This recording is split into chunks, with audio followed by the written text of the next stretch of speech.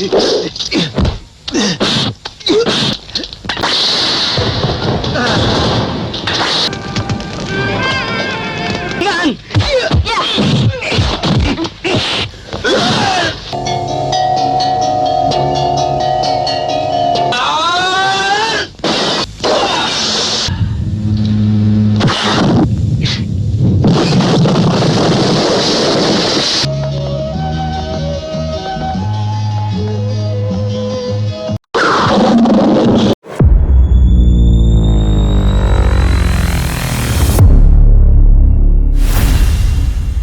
sebuah kampung yang dikuasai oleh Sumolewo, terlihat beberapa anak buahnya sedang menarik uang sewa lahan tanah. Salah satu yang tak sanggup membayarnya adalah ibu dari Jaka Umbaran. Mereka menyiksa perempuan tua tersebut tanpa belas kasih. Salah satu yang bernama Sarpan lalu mencengkram rambutnya dan menarik ibu tua tersebut sembari mengancamnya. Kau dan anakmu Umbaran si tetap tidak bisa membayar sewa tanah sebagai pelunas hutang kepada Tuan Sumolewo.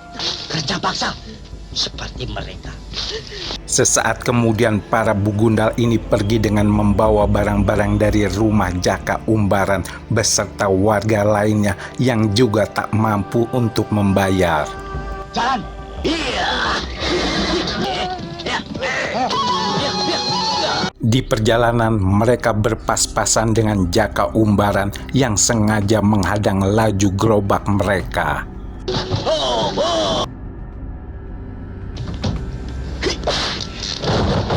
Tendangan Jaka mengenai Darmo, ia kembali menerjangnya dengan tendangan dan pukulan. Sarpan menghampiri keduanya, ia lalu melesat dan kedua tangannya yang sudah dialiri tenaga dalam membuat Jaka Umbaran terpelanting ke belakang. Darmo, buang saja ke kali. Ayo cepat. Mereka kemudian melempar tubuh Jaka Umbaran ke dalam kali yang deras. Dengan keadaan setengah sadar, pemuda ini berusaha kembali ke rumah bersama kudanya.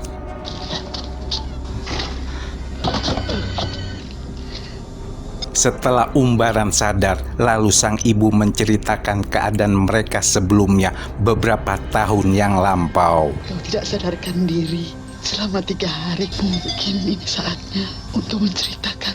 Ia pun mengingat kembali peristiwa tragis yang menimpa ayah Jaka Umbaran. Banyak jago-jago silat tak suka atas kependekaran ayahmu. Dan pada suatu peristiwa, ayahmu dicurangi dan dia mati terbunuh. Ayahmu sempat meninggalkan warisan sebuah kotak. Dengan kedua tangannya, Jaka langsung menggali tanah di dekat nisan ayahnya. Ia pun menemukan sebuah kotak, lalu membukanya. Jaka Umbaran kemudian memakai kalung sakti itu dan melilitkan cambuk api di pinggangnya. Tak berselang lama suara petir menggelegar hebat.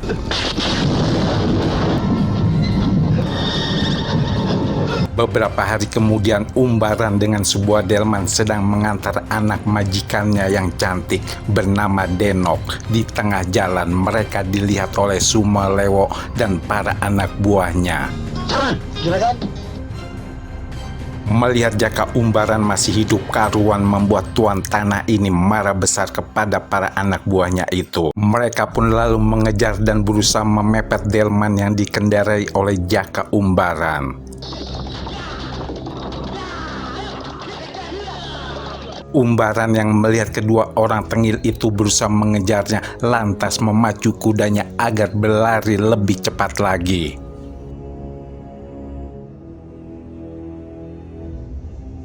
Kedua roda mereka pun saling bergesekan. Kendaraan yang ditumpangi kedua anak Sumolewo terjungkal.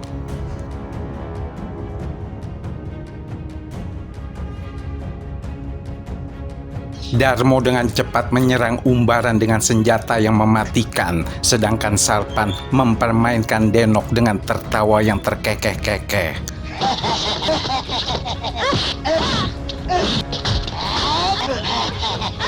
Senjata Darmo mengenai dirinya sendiri. Sarpan pun lari terbirit-birit melihat cambuk api milik dari Jaka Umbaran.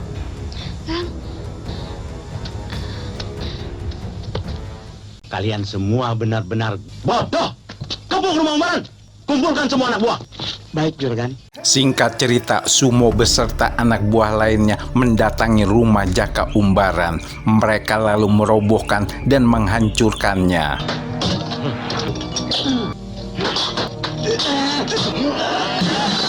Jaka Umbaran pun muncul. Sesaat kemudian ia merapal sebuah ilmu dan rumahnya kembali ke bentuk semula.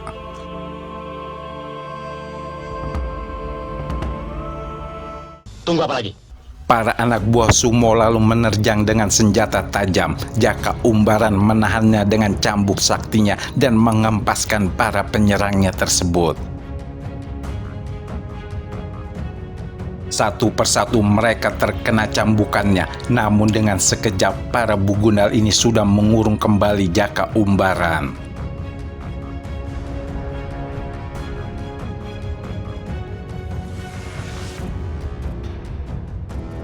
Sarpan menghampiri dan memukul sang ibu. Jaka Umbaran berusaha membebaskannya, namun Sumo Lewo menghadang. Hantaman cambuk apinya tak mempan di tubuh tuan tanah ini. Umbaran lalu menerjangnya dengan sebuah tendangan. Hantaman demi hantaman mengenai Umbaran. Ia kehilangan keseimbangannya. Kemudian Sumo Lewo mencecarnya kembali dengan tendangan-tendangan keras. Seret dia ke lapangan. Jaka Umbaran yang tak berdaya, kemudian tangannya diikat. Ia pun digantung terbalik dan menjadi tontonan warga kampung. Apakah tubuhmu kebal juga terhadap jilatan api? Seakan seperti kambing guling, api pun berkobar di dekatnya. Namun tiba-tiba seorang tua terbang dan membawa pergi Jaka Umbaran.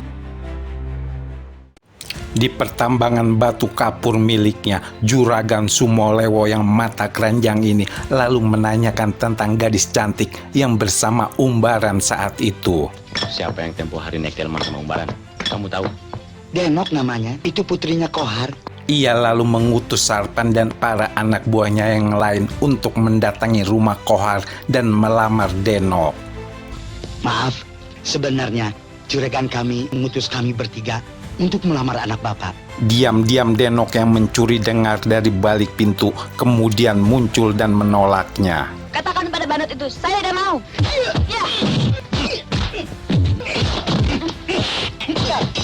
Sarpan yang gagal lalu pergi dengan memanggul temannya meninggalkan rumah Kohar.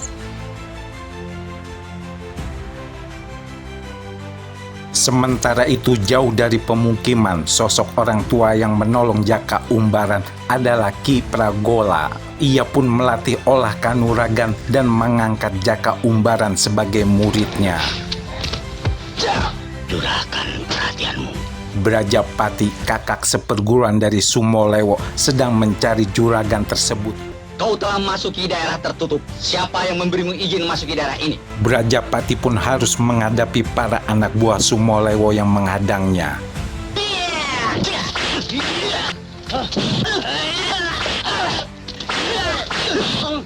Sarpan tangan kanan Sumo Lewo yang ilmunya tinggi ini pun tak mampu menghadapinya. Kepalanya pun dipenggalnya dengan mudah. Katakan pada majikanmu, teman lamanya, Brajapati mau ketemu. Brajapati sengaja menyisakan satu anak buah Sumo Lewo untuk menyampaikan pesannya. Dan Ada apa, Kang? Brajapati, kau jemput dia dan bawa kemari. Ratih akhirnya pun diutus untuk melunakkan dan menjemput Brajapati ke rumahnya. Saya Ratih, adik Kang Sumo. Ayolah, Kang. Pintu rumah kami terbuka menerima Kang Brajapati. Kakak seperguruannya ini pun disambut dengan pesta meriah. Namun Brajapati menyinggung masa lalu mereka berdua. Di sini kau menjadi raja kecil dan kau menikmati hasil rampokan itu. Sumo Lewo yang tak ingin terganggu oleh kedatangan Brajapati lalu menyungguhkan gadis cantik kepadanya. Ia pun berniat meracuni Brajapati melalui gadis tersebut.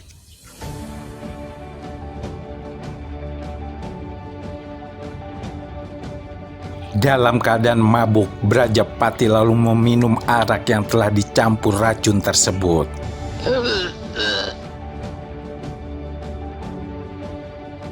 Melihat Brajapati yang sudah sekarat, Sumolewo lalu meninggalkan kakak seperguruannya itu. Brajapati dengan susah payah bangkit dan meraih barangnya. Sementara itu, Jaka Umbaran terus digembleng jurus-jurus sakti oleh Ki Pragola. Ia pun diturunkan semua ilmu kanuragan milik sang guru tersebut.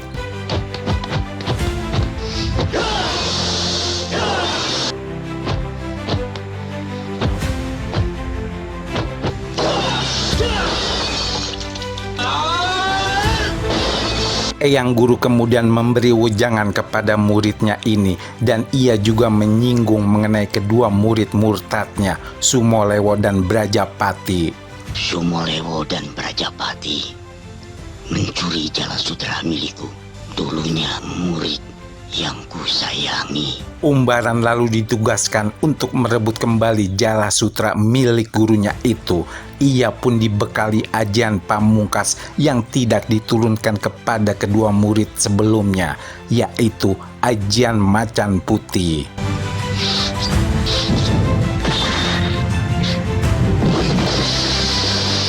Setelah menguasai ajian sakti tersebut, Jaka Umbaran pun pamit kepada gurunya. Ia lalu turun gunung untuk mencari Sumolewo. Saya mohon diri, Eyang. Angkatlah anakku. Pergunakanlah ilmu untuk kebajikan. Jaka Umbaran pun menuruni lereng perbukitan dengan percaya diri. Ia mengenakan pakaian putih dengan corak loreng, sama halnya dengan ikat kepala yang ia pakai. Di tempat lain, Brajapati yang berhasil kabur berjalan tertati-tati menahan racun yang merasuki tubuhnya. Ia nampak menghindari kejaran dari anak buah Sumolewo. Sesaat kemudian Brajapati dihadang, ia pun langsung diserang oleh kedua orang pengejarnya ini. Dengan sisa-sisa tenaganya, ia berusaha menangkis setiap serangan yang dilancarkan lawannya. Tiba-tiba muncul entah dari mana Denok yang kini pandai bersilat dan menghajar kedua anak buah Sumolewo tersebut.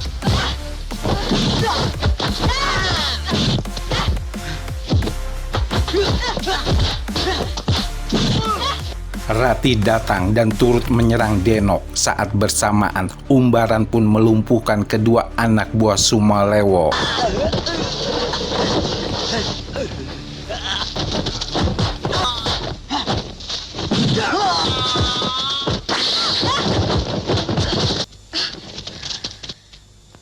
Mendengar nama Ki Pragola dan Ki Druno, Brajapati lalu teringat dan menceritakan sebuah kejadian di masa lalu.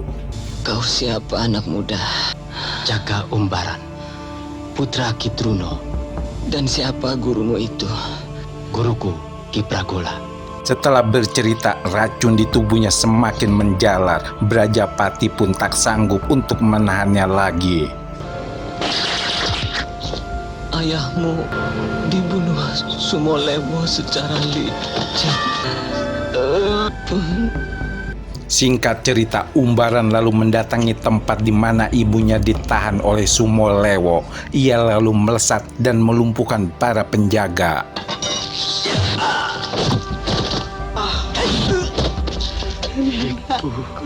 Tak jauh dari mereka, nampak Kohar dan anak gadisnya beserta warga lainnya menyerbu sarang Sumolewo.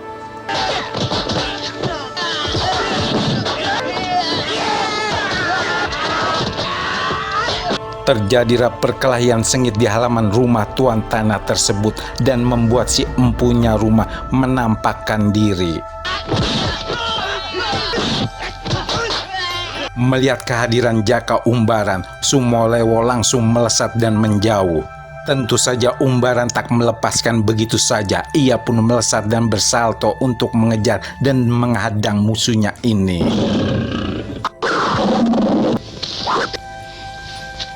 Umbaran lalu memainkan jurus-jurusnya dan berusaha mencecar Sumolewo.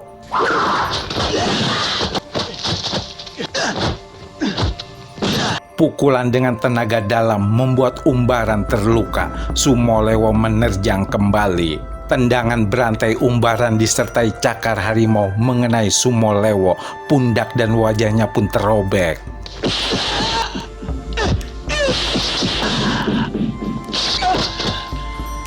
Umbaran menghentak dengan tendangannya dan bersalto melewati lawannya ini. Ia pun menghujamkan pukulan telak yang menghantam tubuh Sumolewo. Tuan tanah ini berusaha menahan rasa sakitnya dan bangkit kembali. Namun dengan cepat Umbaran menerjangnya kembali.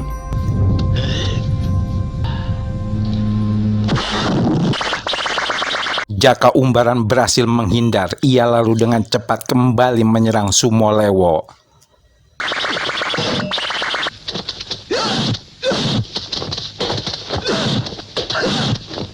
Namun lawannya ini lalu merapal ajian Jala Sutra yang membuat Umbaran terperangkap.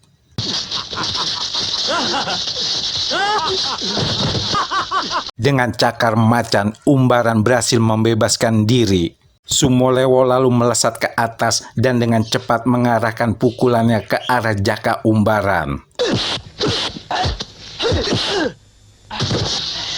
Api yang dikeluarkan Sumolewo menghantam tubuhnya sendiri. Ia pun mengerang dan tubuhnya terbakar. Jaka Umbaran yang berhasil menghabisi penjahat yang meresahkan itu lalu disambut oleh ibunya. Nampak juga sang guru dan si Denok beserta ayahnya Kohar.